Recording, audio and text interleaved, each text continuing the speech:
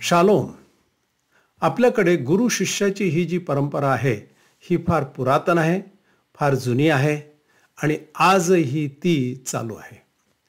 विशेष रीतीनं जे ख्रिस्ताचे अनुयायी आहेत, शिष्यगण आहेत, सेवक वर्ग आहेत, ते आपण सर्वजण ख्रिस्ताच्या शिक्षणाकडे बारीक रीतीनं लक्ष देत असतो, अशासाठी की आपल्या दैनंदिन जीवनामध्ये त्याचं अनुकरण व्हावं आणि ते अनुकरण करत असताना आपल्या विश्वासामध्ये, आपल्या ज्ञानामध्ये आणि विश्वासामध्ये फरक व्हावा, नव्हे त्यात वाढ व्हावं. आपलं आध्यात्मिक ख्रिस्ती जीवन हे वाढवावं. अर्थात त्याच्यासाठी आपल्याला काही व्यावहारिक मार्गदर्शनसुद्धा पवित्र शास्त्रामध्ये नव्हे ख्रिस्ताच्या जीवनामध्येच आढळतं. एक वचन मी आपल्यासाठी वाचतो आणि ते आहे लूका शुभवर्तमान अध्याय 2 आणि वचन 52. येशू ज्ञानाने, शरीराने आणि देवाच्या व माणसांच्या कृपेत वाढत गेला. आणि अर्थात ह्या ठिकाणी आपल्याला असं दिसतं की प्रभू येशू ख्रिस्तांना ह्या सर्वांगीण दृष्टिकोनातून वाढण्याची काय गरज होती, हा कदाचित आपल्याला प्रश्न असेल. ह्यामध्ये आपल्याला एकच दिसतं की प्रभू येशू ख्रिस्त हे मानवी वंशात होते, मानवी वंशात त्यांचा जन्म झाला आणि त्यामुळे शारीरिक रीतीनं आणि सर्वांगीण रीतीनं त्यांची वाढ होणं हे आवश्यक होतं. आपल्या सगळ्यांच्या सारखे ते झाले, मानव वंशात ते आले. हा जो शब्दप्रयोग आपल्याला आढळतो तो पवित्र शास्त्रावर जे त्यांचं अवतरण झालं ह्या जगामध्ये, मानवी जीवनामध्ये, त्याच्यावर आधारित आहे. आणि म्हणून त्यांची जी वाढ झालेली आहे त्या बाबतीत हे वचन आपल्याला सांगतं. ही वाढ होत असताना कशाच्या बाबतीत, कोणत्या बाबतीत ती वाढ झाली, आणि मग आपण त्याचे अनुयायी आणि त्याचे शिष्यगण या नात्यानं कशा प्रकारे त्या बाबतीत ख्रिस्ताचं अनुकरण करू शकतो. एक वचन आपल्यासाठी मी वाचतो पुन्हा एकदा. येशू ज्ञानाने, शरीराने आणि देवाच्या व माणसांच्या कृपेत वाढत गेला. लूक 2:52 मध्ये ह्या ठिकाणी पहिलाच शब्द आलेला आहे ज्ञानाने, दुसरी गोष्ट शरीराने, मग माणसांच्या व देवाच्या कृपेत वाढ. ह्या ज्या गोष्टी आहेत ह्या प्रत्येक शिष्यासाठी अत्यंत महत्त्वाच्या आहेत. आणि ह्या सर्वांगीण दृष्टीनं जी वाढ आहे ती जर ख्रिस्ताच्या संदर्भामध्ये झाली तर नक्कीच प्रत्येक शिष्य, प्रत्येक अनुयायी, प्रत्येक ख्रिस्ताचा भक्त ह्या सर्वांगीण दृष्टिकोनातून आपली वाढ होते आहे का त्याकडे पाहू शकतो. सुरुवातीला ज्ञानाने, याचा अर्थ असा की जे सर्वांगीण वेगवेगळ्या प्रकारचं ज्ञान ह्या जगामध्ये उपलब्ध आहे, ह्या बाबतीत नक्कीच प्रभू येशू ख्रिस्तांनी त्यांच्या जीवनामध्ये वाढ होऊ दिलेली आहे. अर्थात जगिक जे पुस्तकी ज्ञान आहे नक्कीच त्या बाबतीत आपली वाढ होते. त्याच्यासाठी शाळा आहेत, कॉलेजेस आहेत, पुढे मोठमोठ्या युनिव्हर्सिटीज आहेत आणि त्यामधून वेगवेगळ्या विषयांच्या मध्ये लोक पारंगत होतात आणि ते ज्ञान संपादन करतात. ह्यामध्ये काहीही वाईट नाही, कारण प्रत्येकाला, प्रत्येक ख्रिस्ती शिष्यांना आणि माणसांना देवाने बुद्धी दिलेली आहे आणि त्या बुद्धीचा वापर ज्ञान संपादन करण्यासाठी करणं ह्यात काहीही वावगं नाही. नव्हे त्याचा उपयोग व्यावहारिक जीवनामध्ये होतो. चांगल्या नोकऱ्या मिळू शकतात. वेगवेगळ्या प्रकारे आपल्या जीवनामध्ये आपण वेगवेगळ्या ज्या गोष्टी आहेत, आव्हानं आहेत, वेगवेगळ्या प्रकारच्या तरतुदी आहेत वैयक्तिकरीतीनं, त्या करण्यासाठी त्याचा उपयोग होतो, त्याचा विल्हेवाट आपण लावू शकतो. पण अजून एक अत्यंत महत्त्वाची गोष्ट ज्ञान संपादन करण्याच्या संदर्भामध्ये ती आहे, म्हणजे बुद्धीचा वापर करण्यासंदर्भामध्ये आहे की देवाच्या वचनामध्ये वाढ होणं.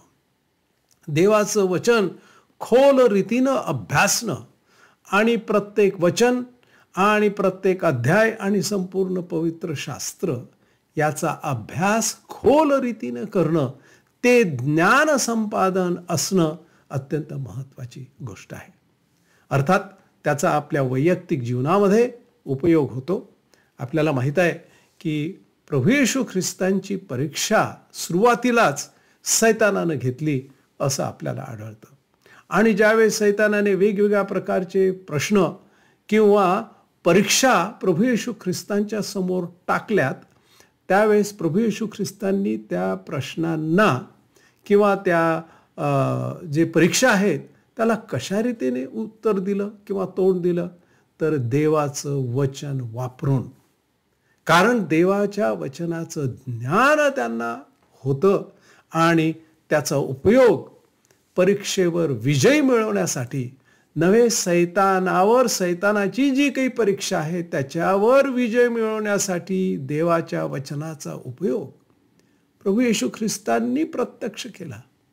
याचा अर्थ असा की देवाचे भक्त, ख्रिस्त भक्त, अनुयायी, सेवक वर्ग आपल्या बुद्धीचा वापर देवाच्या वचनाचं ज्ञान संपादन करणं, खोल रीतीने त्याचा अभ्यास करणं हे अत्यंत महत्त्वाचं आहे आणि त्यामध्ये ते आपल्या जीवनाचा उपयोग करू शकतात आणि वैयक्तिक आध्यात्मिक रीतीनं ते वाढू शकतात.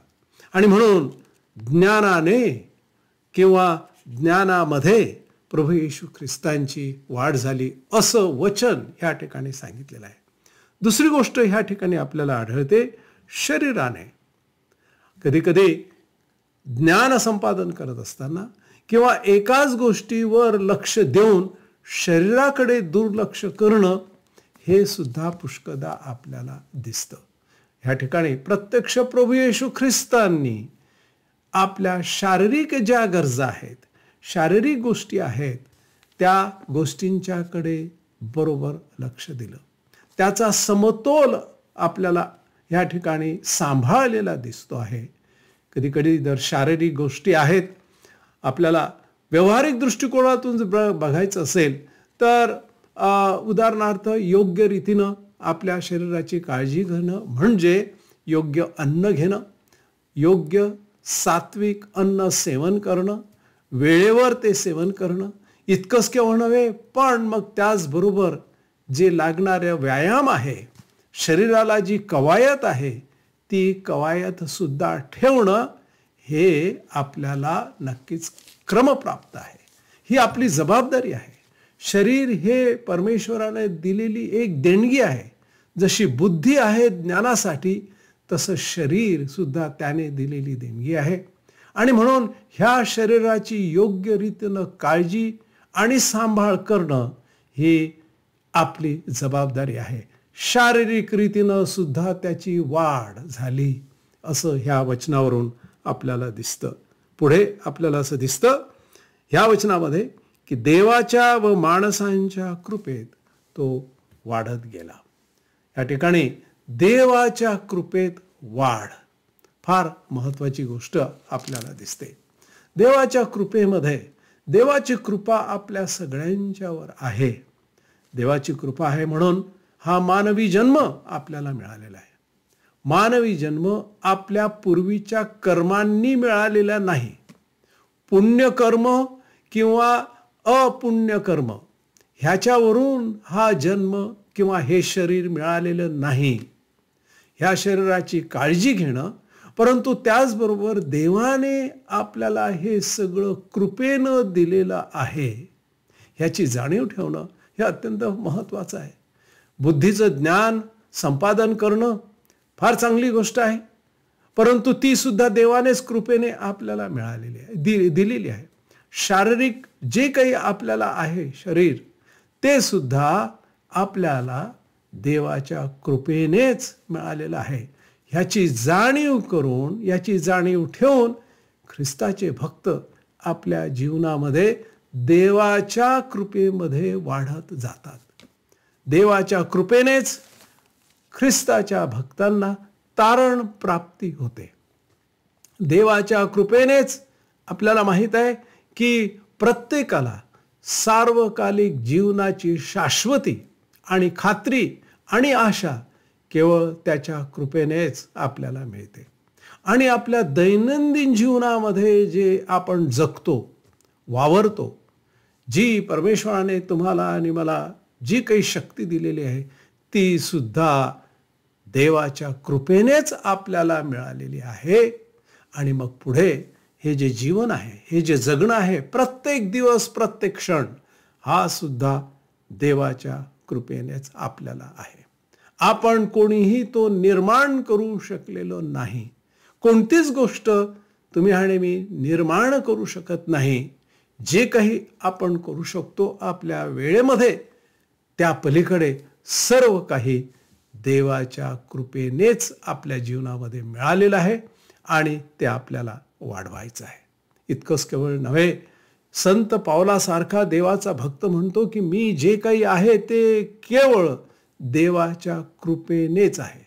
माझ्या जीवनामध्ये सुख आलं आणि दुःख आलं, त्रास आला, छळ आला, वेगवेगळ्या प्रकारे लोकांच्याकडून, समाजाकडून किंबहुना वैयक्तिक रीतीनं जे काही त्याच्यावर आजार वगैरे असतील ते प्रकार, आणि मग शत्रूंच्याकडून ह्या सगळ्यांच्या पाठीशी त्याला हे म्हणायचं आहे की देव आहे आणि देवाच्या कृपेनेच मी माझं रोजचं जीवन जगतो आहे. मंडळी, फार महत्त्वाचा ह्या ठिकाणी एक शब्द त्याने वापरलेला आहे. देवाच्या व माणसाच्या कृपेत प्रभू येशू ख्रिस्त वाढत गेले. तुम्ही आणि मी आपल्या दैनंदिन जीवनामध्ये रोज आणि रोज आध्यात्मिक रीतीनं जर वाढत आहोत तर ह्या गोष्टींचा त्याच्यामध्ये समावेश होणं अत्यंत आवश्यक आहे. एका कोणत्याही गोष्टीवर जास्त लक्ष न देता ह्या ठिकाणी समतोल रीतीनं सर्वच बाबतीमध्ये आपण स्वतःचे ख्रिस्ताचे शिष्य या नात्यानं काळजी घेणं आणि त्यामध्ये वाढणं ही आपली जबाबदारी आहे. पुढे अजून एक त्याने शब्द वापरलेला आहे, माणसांच्या कृपेत वाढत गेला. आणि पुन्हा एकदा एखादी व्यक्ती जर म्हणेल की मी खूप खूप आता आध्यात्मिक आहे, देवाच्या कृपेत आहे आणि देवामध्ये आहे, आणि त्याचं एक गुणलक्षण म्हणून कदाचित हिमालयामध्ये तो जाऊन बसला, एखाद्या गुहेत जाऊन बसला आणि त्या ठिकाणी तो देवाचं चिंतन आणि मनन करतो वर्षानुवर्ष, हे सुद्धा आपल्याला ऐकायला मिळतं. प्रश्न असा आहे की अशा व्यक्तीचा समाजाशी काहीही संबंध राहत नाही. समाजाला कोणत्याच प्रकारे त्याचा अध्यात्माचा आणि त्याच्या विचारांचा आणि त्याला दिलेल्या देवाने दिलेल्या देणग्यांचा, आध्यात्मिक आणि नैसर्गिक अशा ज्या देणग्या आहेत त्याचा काहीही उपयोग होत नाही.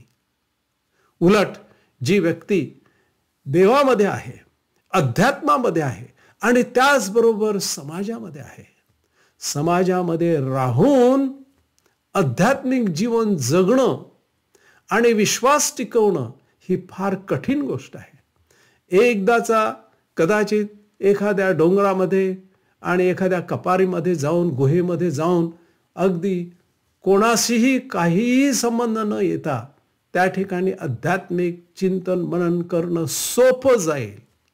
परंतु समाजामध्ये, जीवनामध्ये, लोकांच्या मध्ये आणि आपल्या परिस्थितीमध्ये वेगवेगळ्या प्रकारचे जे प्रश्न आहेत, वेगवेगळ्या प्रकारचे तणाव आहेत, सामाजिक असो, वैयक्तिक असो, कौटुंबिक असो, अशा सर्व परिस्थितीमधून ज्यावेळेस एखादी व्यक्ती देवाच्या कृपेत तरी राहते आणि टिकते, त्यावेळेस ती व्यक्ती खऱ्या अर्थानं वाढत आहे. आणि ती जबाबदारी प्रत्येक व्यक्तीवर आहे. आणि म्हणून ह्या ठिकाणी हे जे वाक्य आहे, हे जे वचन आहे, हे सर्व जे देवाचे भक्त आहेत, अनुयायी आहेत, सेवक वर्ग आहेत, आपल्याला सर्वच बाबतीत आपली आध्यात्मिक काळजी जी आहे, त्याचबरोबर शारीरिक देवाची कृपा आणि माणसांची कृपा, किंबहुना समाजामध्ये राहणं, देवाच्या समाजामध्ये राहणं, त्याचबरोबर शारीरिक रीतीनं आपली शारीरिक काळजी घेणं आणि मग बौद्धिक रीतीनं सुद्धा काळजी घेणं, म्हणजे आपली खऱ्या अर्थानं त्याचे शिष्य या नात्यानं वाढ होऊ शकते. कदाचित आपल्याला असं वाटत असेल काहींना की आमची जी खार शिष्य या नात्यानं किंवा देवाचे भक्त या अनुयायी या नात्यानं जशी पाहिजे तशी वाढ होत नाही, किंवा जर खुंटलेली आहे असं वाटतं, किंबहुना काही अडचणींच्यामुळे, त्रासामुळे, दुःखामध्ये, शरीरामुळे किंवा अजून काही प्रश्नांच्यामुळे ती खुंटलेली जर आहे, तर सर्वांगीण रीतीनं आपली वाढ होण्यासाठी हे वचन अत्यंत मार्गदर्शक आहे. आपण पाहू शकतो किंवा स्वतःचं परीक्षण करू शकतो की कोणत्या ठिकाणी, कोणत्या बाबतीमध्ये मी अशक्त आहे, उणा आहे, आणि कोणत्या बाबतीत माझी वाढ मी वाढवायला पाहिजे, किंबहुना मजबूत करायला पाहिजे.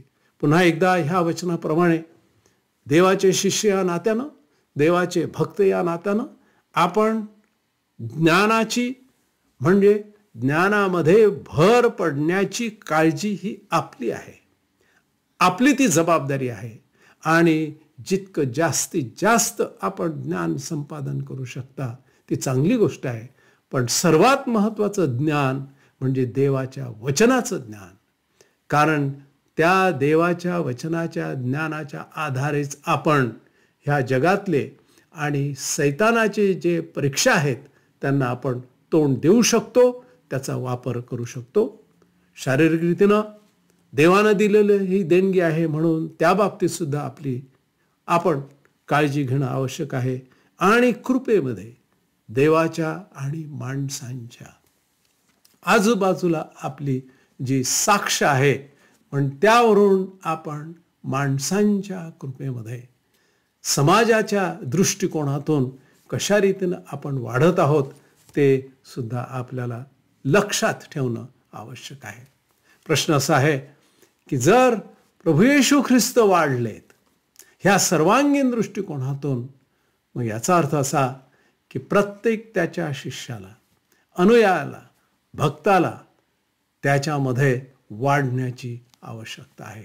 आणि जर कुठे आपण अडखळून बसलो असतो तर आपण प्रार्थना करू की देवा, हे अडखळण तू दूर कर आणि माझ्या जीवनामध्ये तुझ्या कृपेमध्ये वाढण्यासाठी मला शक्ती तू दे. प्रार्थना करू. देवा, मी तुझे उपकार मानतो ह्या वचनाबद्दल. प्रार्थना करतो की सर्वांगीण वाढ ह्या बाबतीत जे शिक्षण तुझ्या जीवनाकडून आम्हाला मिळतं, प्रिय प्रभू, प्रार्थना करतो की आम्हाला सुद्धा सर्वांगीण रीतीनं वाढण्यासाठी तुझी कृपा पुरव. आणि इतकंच केवळ नव्हे, मग त्या वाढीचा उपयोग तुझ्या गौरवासाठी करून घे. आता देव जो बाप ह्याची प्रीती, देव जो पुत्र ह्याची कृपा आणि देव जो पवित्र आत्म्याची सहभागिता आपणा सर्वबरोबर आता आणि सदा सर्व काळ असो. आमेन. आमेन. देव आपणास आशीर्वाद देव.